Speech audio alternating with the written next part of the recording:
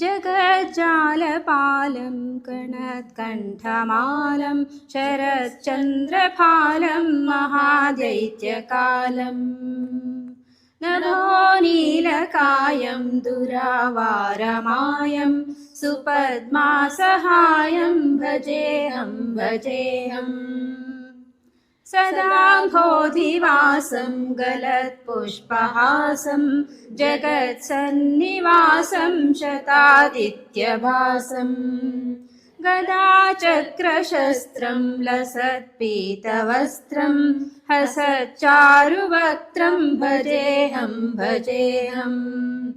रमाकण्ठहारं श्रुतिव्रातसारं जलान्तर्विहारं धराभारहारं चिदानन्दरूपं मनोज्ञस्वरूपं हृतानेकरूपं भजेऽहं जराजन्महीनं परानन्दपीनं समाधानलीनं सदैवानवीनं जगज्जन्महेतुं सुरानीककेतुं त्रिलोकैकसेतुं भजेऽहं कृताम्नाय गानं खगाधीशयानं विमुक्तेर्निधानं हरारातिमानं स्वभक्तानुकूलं जगद्वृक्षमूलं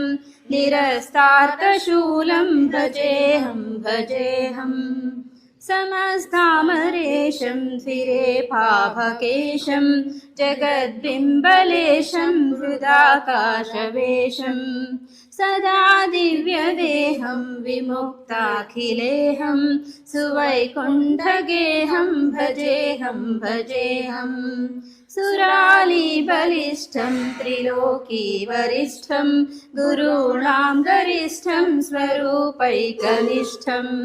सदा युद्धधीरं महावीरवीरं भवाम्भोधितीरं भजेऽहं रमावामभागं तलालग्ननागं कृताधीनयागं गतारागरागं मुनीन्द्रैः सुगीतं सुरैः सम्परीतं